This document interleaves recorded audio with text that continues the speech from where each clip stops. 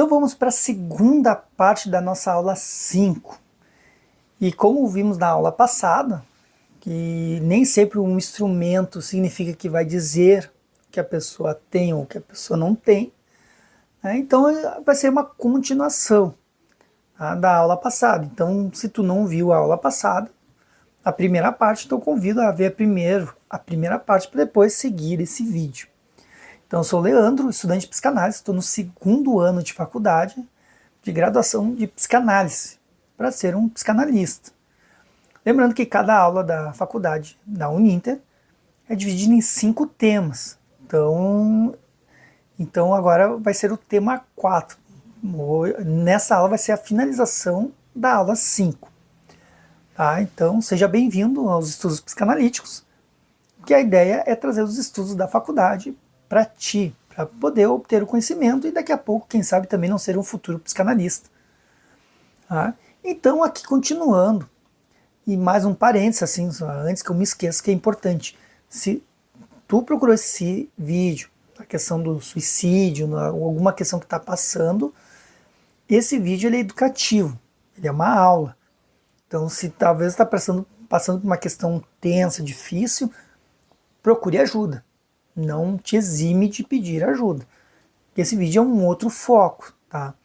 Então, se está precisando, pede ajuda. Mas deve ficar no vídeo também, não tem problema nenhum.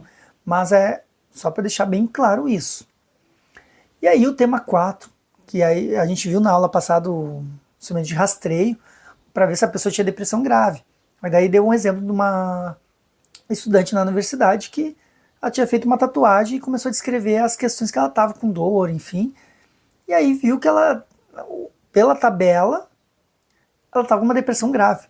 Só que na verdade não, ela tinha feito uma tatuagem muito grande, estava muito doída e não estava conseguindo dormir, passando noites em claro, enfim. Então foi uma outra questão, mas para ver como essas tabelas de questionários prontos é muito pragmático. Ah, se tem isso, então é isso. Só que quando se fala em questão mental, saúde, não é bem assim.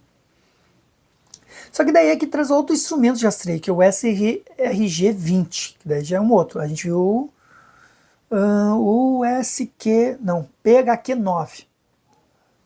E agora a gente vai ver o SRG20.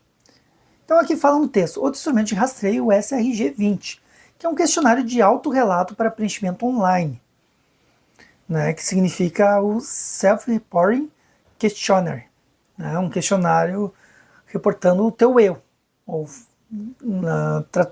falando do teu eu.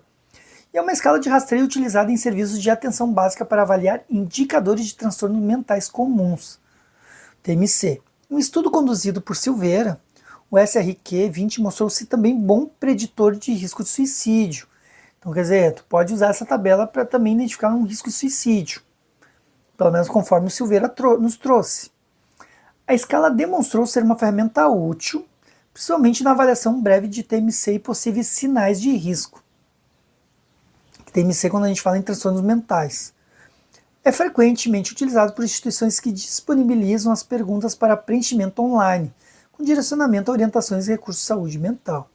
E claro que aqui o texto nos trouxe a tabela, que tem as perguntas, as questões relacionadas a problemas que podem ter lhe incomodado nos últimos 30 dias. Se você acha que a questão se aplica a você nos últimos 30 dias, responda sim. Se a questão não se aplica ou você não teve problema nos últimos 30 dias, responda não. E aí traz uma observação que o resultado não é um diagnóstico, então é só para ter uma ideia. Então, e aí que tem dor de cabeça com frequência, tem falta de apetite, dorme mal. Aí vem uma série de perguntas, que aqui vendo são 20 perguntas. Por isso que é... Como é que é? SRG20. E aí o que nos traz aqui? Um total de 7 respostas sim indica que há sofrimento mental leve. E quanto maior o score, maior a necessidade de consultar um serviço de saúde mental. Na identificação de sinais, novamente fica em evidência que a clínica é soberana à teoria. Porque, só vou trazer um parênteses aqui para ti, que quando se fala em psicanálise, por mais que tu estude, que é muito importante o estudo, mas a clínica, o paciente sempre vai ser soberano ao conceito, à teoria. Isso é, O que o paciente nos traz é o mais importante do que a teoria. A teoria ele te dá um norte, mas o que vale é o paciente. E aqui nos prova isso também. Então, o preenchimento dos instrumentos de autorrelato acima não confirma diagnósticos. Para planejar intervenções em contextos institucionais com equipe multiprofissional, os instrumentos acima podem ser úteis, mas precisamos ter cuidado, ou precisamos cuidar, para que a instrumentalização dos aplicativos e outras ferramentas não se confundam com a clínica. Daqui a pouco, por responder um questionário, então é isso. Nem sempre. Então tem que ver o que a clínica nos traz, o que o paciente nos traz. Então isso que é muito importante.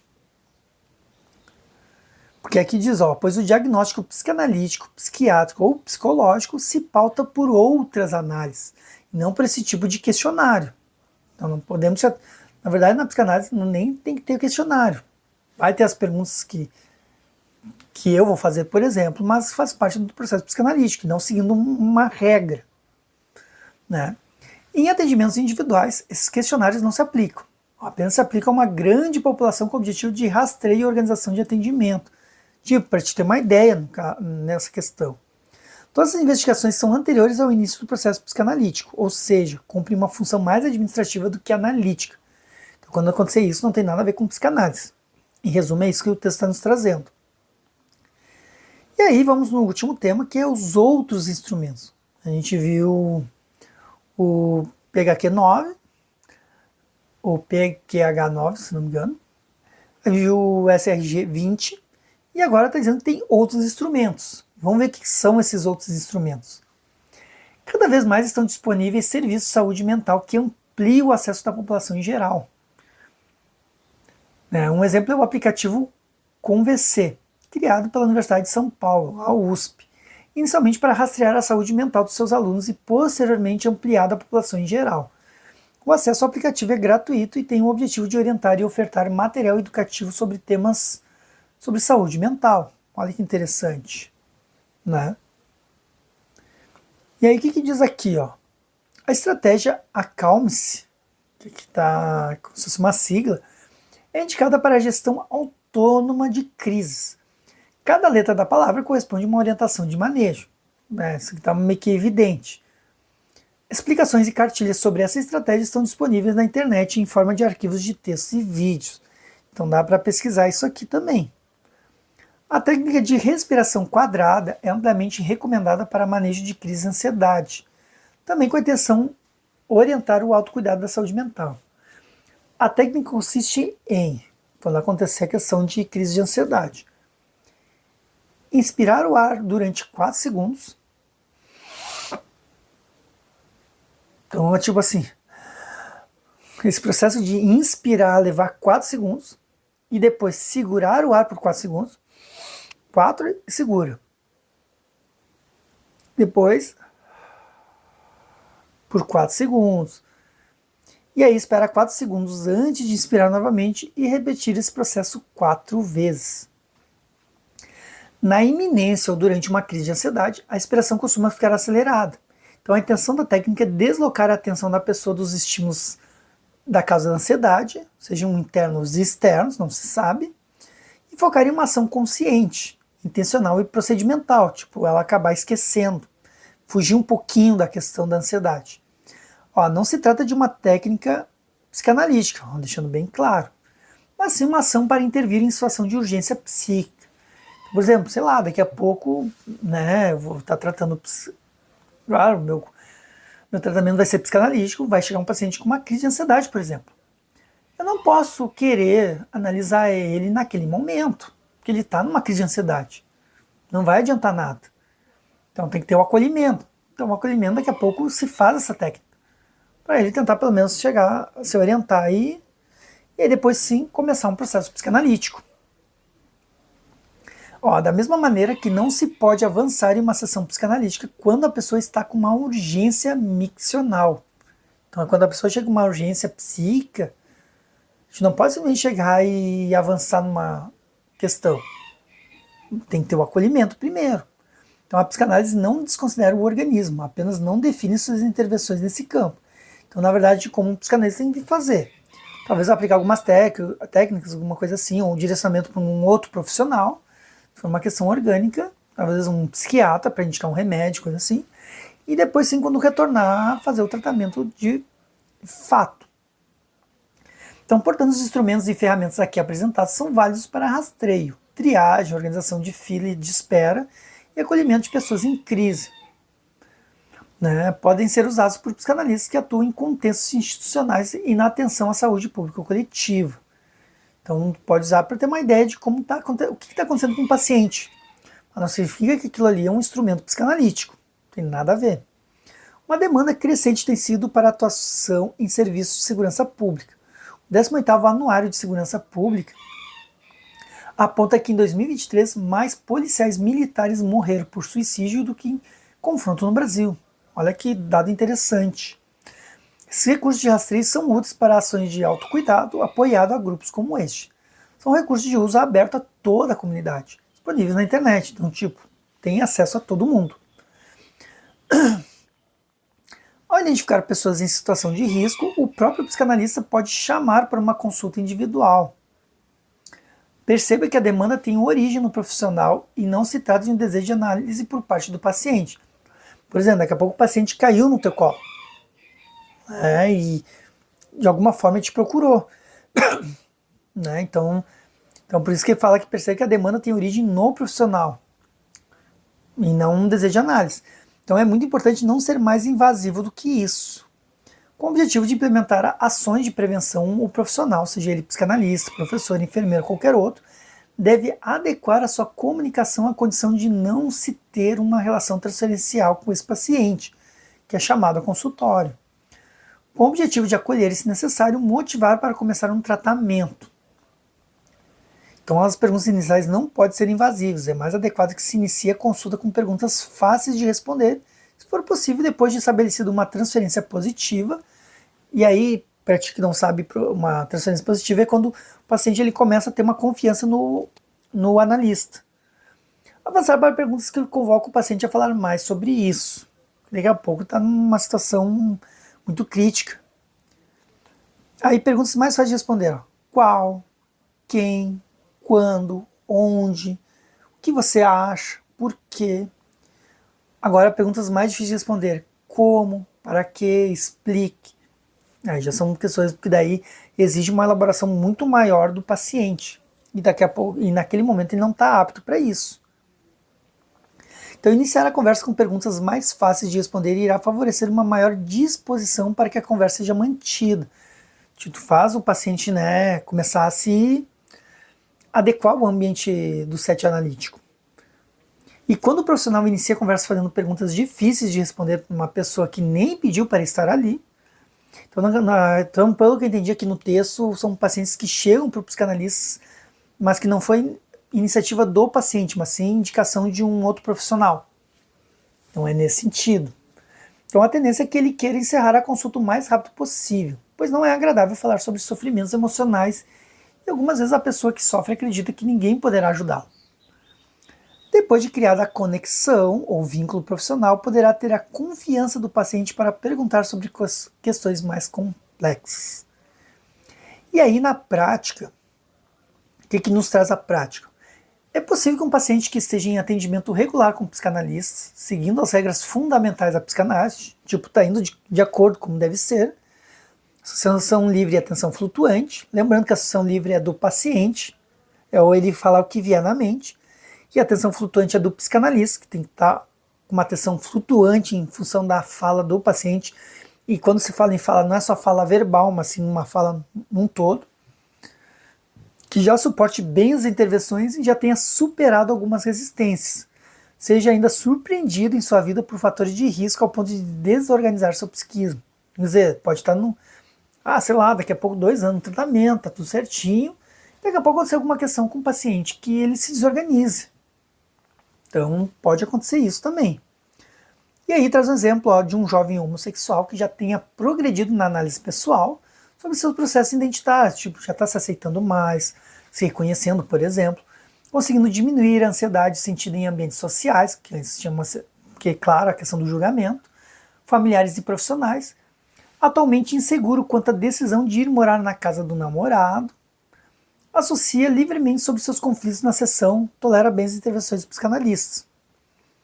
Esse jovem telefona ao psicanalista solicitando um horário a mais na semana e chega muito desorganizado. Pede uma consulta extra, com sinais de autolesão nos braços e parecendo estar sob efeitos de drogas. Conta ter sido violentado sexualmente. Anda pela sala com agitação psicomotora, se arranha e diz estar se sentindo sujo. O psicanalista continua sentado em sua poltrona em silêncio. Nessa situação de urgência subjetiva, o processo que vinha sendo seguido até a sessão anterior pode ficar em suspenso. Por exemplo, para ti que está chegando agora, na psicanálise, o psicanalista ele mais ouve do que fala, porque a ideia é o paciente falar e o psicanalista só intervir em pontos, em questões pontuais. Né? Não pode, que nem no caso outros tipos de terapias que o psicólogo fala igual para o paciente, ou dá sugestões, opiniões, enfim. O psicanalista ele não está para isso, né? Ele está para ouvir. Só que o que acontece? Tem certas questões de urgências que tu não pode ser tão rígido a ponto de, bom, sou psicanalista, eu não posso fazer isso. Se chega uma questão nesse caso, por exemplo, tem que sair do teu lugar de psicanalista e assumir um lugar de acolhimento, de continente. Então essa é a questão, e é o que o texto está nos trazendo. Ó. Então, que a sessão anterior pode ficar em suspenso, tipo, não está deixando de lado a análise do paciente. Mas assim, não está abandonando. Mas tu deixa de lado por enquanto, para ter o acolhimento. Até porque fala, a ética da autonomia dá lugar à ética do cuidado. Então, com cuidado para não gratificar mais do que é o necessário, a atitude do psicanalista pode ser no sentido de dar continência, como falei do continente, sendo mais acolhedor e menos abstinente, não se abster muito, sem excessos, claro. Então é possível sentar-se com o corpo inclinado em direção ao paciente, qualificar o pedido de consulta valorizando a atitude de estar ali como algo bom. Aí é aquela coisa do não é julgar, mas tipo, validar o paciente. Que não é o ideal da questão psicanalítica, mas naquele momento para fazer o paciente voltar a si, né? Se organizar um pouquinho pelo menos. Aceitar a desorganização com a qual o paciente se apresenta, não confrontar, não pedir mais explicações, demonstrar empatia, entender como crise. É um momento que está acontecendo. É preciso saber interromper o processo anterior, deixar em suspenso, para que se possa dar atenção à urgência subjetiva. Esse caso pode evoluir para caminhos diferentes. Reintegração psíquica, o evento traumático passa a fazer parte do processo anterior, daqui a pouco ele se reorganiza e vê que aí consegue linkar o que aconteceu com a questão anterior, aos poucos sendo elaborado com a mesma disponibilidade anterior do paciente para a associação livre. Daqui a pouco ele começa a voltar como era antes. Ou passa a ser recorrente os pedidos de gratificação para atendimento fora do horário, esperando que o psicanalista dê conta de sua angústia. Aí é uma outra questão. Ó. Então a postura do analista é delicada. Ele pode ficar revendo o paciente que em alguma situação pode dizer: se você não puder me atender agora, eu vou me matar. Até seja desenvolvida a segurança e habilidade clínica, a supervisão frequente dos casos atendidos é indispensável. Então, por exemplo, se acontecer um caso comigo assim, de um paciente nesse sentido, tem que levar a supervisão. Tem que ter uma supervisão junto. É preciso discutir em supervisão a melhor maneira de fazer a notificação de casos de autolesão e de suicídio. Apesar de obrigatório desde 2014, ainda não é um processo bem definido no serviço de saúde. Certo, então, finalizamos a 5ª aula da Clínica do Suicídio. Espero que tenha aprendido muito nessa aula e te vejo na próxima, na nossa última aula da Clínica do Suicídio. Até mais!